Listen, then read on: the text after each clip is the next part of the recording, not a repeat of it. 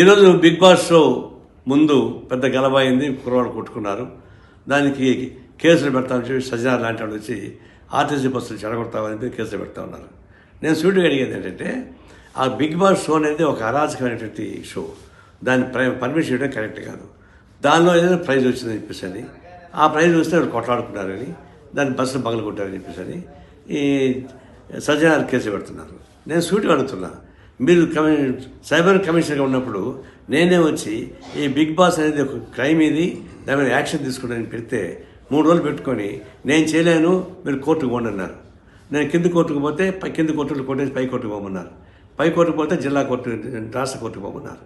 ఆ విధంగా police department భయపడే, కోర్టులు భయపడే. బిగ్ బాస్ అంత ఆదర్శమైనది, అది అసాంఘికమైన కార్యక్రమం జరుగుతుంది. దానిలో నీచాత్యమైన కార్యక్రమాలు జరుగుతున్నాయి. కేవలం డబ్బుల కోసం కక్కుర్తి పెట్టి నాగార్జున లాంటి వాళ్ళు దానికి హ్యాంకర్గా ఉంటున్నారు.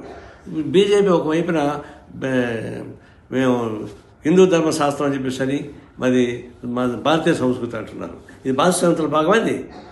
పాశ్చాత్య దేశాల నుండి తీసుకెళ్ళి మనకి పెట్టి ఈడ ఒక 100 మందిని తీసుకెళ్ళి ఒక ఇంట్లో పడేసి అది వ్యవసాయ పంపకం తయారు చేసి దానిలో వచ్చిన గొడవలు చూసుకొని చేస్తున్నారు. ఇప్పుడు ఏంటంటే ఒక రైతు పంటను తీసుకొచ్చారు, అది ఒక 40 లక్షల రూపాయలు ప్రైజ్ ఇచ్చారు.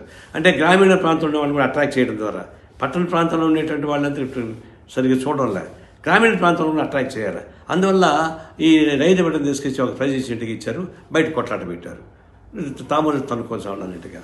ఇది దీనికి అంత కారణం బిగ్ బాస్ షో చేసేటువంటి నాటకం. గ్రామీణ ప్రాంతంలో ప్రజానీకాన్ని కూడా వ్యూవర్స్గా తీసుకోవడానికి కలిసి కొట్టదప్ప కొట్టి కాదు. దీన్ని తక్షణం బ్యాన్ చేయించి కోరుతా ఉన్నా.